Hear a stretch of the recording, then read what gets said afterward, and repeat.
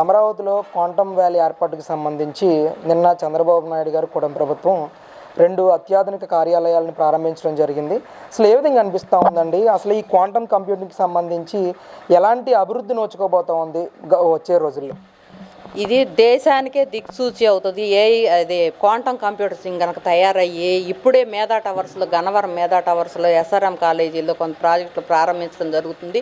December కల్లా ఇక్కడ quantum computers అనేది పూర్తవుతుంది కొంతవరకనని చెప్పి మాట్లాడటం జరిగింది. దానికి అనుబంధ సంస్థలు కూడా ఇక్కడ పెట్టడానికి ముందు ఒక సంస్థ వచ్చింది, దానికి అనుబంధ సంస్థలు కూడా ఇక్కడ రావడానికి రెడీగా ఉన్నాయని చెప్పి రాష్ట్రం మొత్తం అభివృద్ధి పదంలో నడవాలని చెప్పి ఏ సిటీకి ఆ సిటీ అన్నీ ఏం పెట్టాలా, Orvakal green hydrogen, drone city, మరి లేకపోతే అనంతపురం వచ్చేసరికి ఒక రకంగా, మరి వైజాగ్ వచ్చేసరికి డేటా ఇదిగా, మరి మెట్టెక్, ఇట్లాంటి రకరకాల సంస్థలతోటి అభివృద్ధి పదంలో నడపాలని చేస్తూ ఉంటే పాపం మాజీ ముఖ్యమంత్రి గారు ఇవన్నీ తట్టుకోలేక ఆంధ్రప్రదేశ్ అభివృద్ధి చెందకూడదు, అందుకని నేను తెచ్చినట్టు విసినకర్ర కంపెనీలో లేకపోతే క్యాండిల్ కంపెనీలో తీసుకురావాలి, అట్లా కాకుండా దేశానికి దిక్సూసి అవుతుందంటే నాకెక్కడ చెడ్డ పేరు వచ్చిద్దో అని చెప్పేసి ఏ రకంగా అయితే అభూత కల్పనలు ఈ అమరావతి మీద 1,00,000 కోట్లు పెట్టుబడి అన్నారు, 1,00,000 ఎకరాలు అన్నారు, 2 లక్షల పెట్టుబడి, వాళ్ళ నోటికి ఏ నంబర్ వస్తే ఆ నంబర్, అది వాల్యూ ఎంత దాని ఇదనేది లేకుండా ఇష్టం వచ్చినట్టు మాట్లాడుతున్నారు. ఇవాళ ఏ అనుభవం లేకుండానే వరల్డ్ బ్యాంక్ కానీ ఏషియన్ బ్యాంక్ కానీ మీ అంత తెలివితేటలు లేకుండానే ఇక్కడ అమరావతిలో మరి అప్పులు ఇవ్వడానికి సిద్ధంగా ఉండాలని చెప్పి ఇచ్చారా? మరి ఏ విధంగా అయితే అమరావతి ఎట్టయితే హైదరాబాద్ డెవలప్ అయిందో, హైదరాబాద్ కొంతవరకు డెవలప్ చేస్తే దాని అంతటికి అది అభివృద్ధి చెందింది అనుకున్నాం. ఇక్కడ ఇవాళ ఏంటంటే ల్యాండ్ ఇది కన్స్ట్రక్షన్ వాల్యూ ఎక్కువ అవుతుందని చెప్పేసి మాట్లాడుతున్నారు. మొన్న ఒక డిబేట్లో కొంతమంది సవాల్ ఇసిరారు, మరి ఎక్కడ ఎంత ఎక్కువ అవుతుందో, మరి పలానా దానిలో మేము 4,000 5,000కే స్క్వేర్ యార్డ్ చేస్తున్నాము, మరి ఇవన్నీ ఏంటని చెప్పి రాండి మరి నిరూపిద్దాము, మరి మాకు నెట్లో అయితే ఇట్లానే ఉన్నాయి అని చెప్పాడంటే అట్ట కాదు, మరి 25,000 అవుతుంది, 50,000 అవుతుందని చెప్పి వాళ్ళు ఇష్టం వచ్చిన వర్డ్స్ వాడుతున్నారు, ఇష్టం వచ్చినట్టు మాట్లాడుతున్నారు.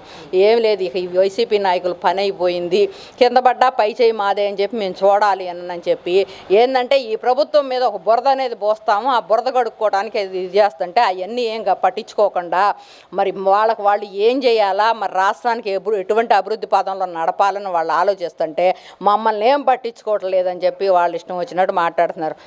అమరావతి అనేది సెల్ఫ్ ఫైనాన్షియల్ ప్రాజెక్టుగా చంద్రబాబు నాయుడు గ్రాఫిక్స్లో కట్టేశాడు.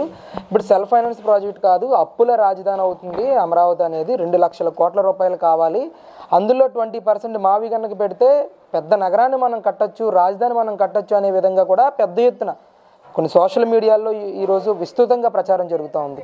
ఏంటి దీన్ని ఎలా వాళ్ళు అసలు మామూలుగా సోషల్ మీడియాలో ప్రచారం చేయడానికి మావిగన్ అని అంటే జనాలందే ఒక జోకర్ని చూసినట్టు చూసి జోకర్ పదంలాగా మాట్లాడి దాన్ని ఇచ్చేస్తుంటే ఇంకేముంది, మాకు మావిగన్కు మద్దతు వచ్చిందని తెలియజేసుకుంటున్నారు. ఆ మద్దతు ఏంటో మాకు అర్థం కావట్లా.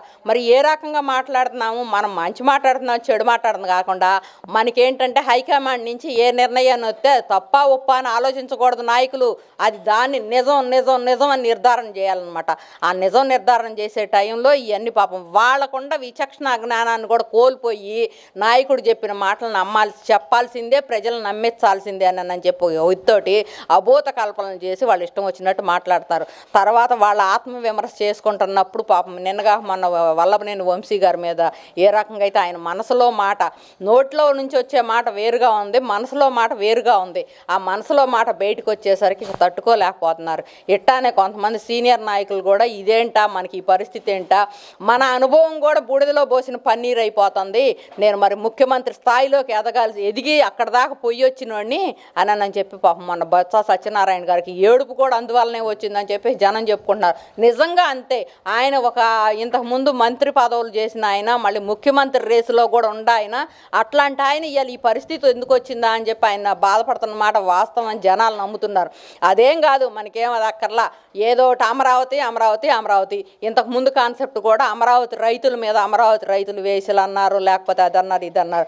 అవన్నీ కాకుండా అవన్నీ నిరూపించుకోలేక మీ ఇష్టం వచ్చినట్టు మాట్లాడి ఇచ్చేసినాక అమరావతి అంటే ఆంధ్రప్రదేశ్ రాజధాని అమరావతి అని ప్రజలు ఒప్పుకుంటారా లేదా అని చెప్పి ఏ రకంగా అయితే ప్రజా మద్దతు కోరాం కదా, ఆ మద్దతు ప్రకారం వాళ్ళు వచ్చింది. ఇంకా కూడా నేను అమరావతి ఇంకా వ్యతిరేకిస్తాను, నాకు ఏదైనా నచ్చని పదం ఉంటే అది అమరావతి. ఆ అమరావతి పదాన్ని నేను ఇది చేసుకోలేకపోతున్నాను మాట్లాడుతున్నారు. కానీ ఈరోజు మావిగన్న మీద ప్రజల్లో పెద్ద ఎత్తున చర్చ మొదలైంది. చంద్రబాబు నాయుడు కడుతున్న గ్రాఫిక్ రాజధానికి మావిగన్కి ఎలాంటి తేడా ఉందో ప్రజలు గమనిస్తూ ఉన్నారని చెప్పేసి కూడా మాట్లాడుతున్నారు జగన్. నిజంగానే మావిగన్ అంటే మరి ఒక మామిడి తోటలో వచ్చి ఒక వైరస్ అని చెప్పుకుంటున్నారు, ఒక మెడిసిన్ అని చెప్పుకుంటున్నారు, లేకపోతే ఇంకా రకరకాల వ్యాఖ్యలు చేసి ట్రోల్ చేస్తున్నారు అనమాట. మరి అవన్నీ కూడా అట్ట కాకుండా మాకు వచ్చిన మద్దతు అని చెప్పేసి ఏంటంటే పిచ్చోడికి కనుక ఏదో సామెత చెబుతారు చూడు, ఆ టైపులో ఉంది.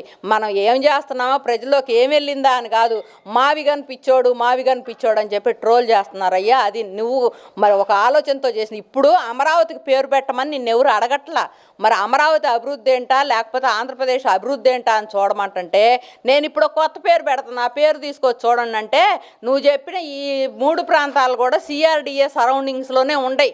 అది తెలుసుకోకుండా మరి ఇది ఒక్కటేనని చెప్పి నువ్వు మాట్లాడుతున్నావు. ప్రజలు కనీసం మినిమం కామన్ పీపుల్కి ఉండా మాత్రం ఆ నాలెడ్జ్ కూడా నీకు లేదు కాబట్టి నీ ఇష్టం వచ్చినట్టు మాట్లాడుతున్నావు. ఇవాళ మత్స్యకారులకు సభను పెట్టావు.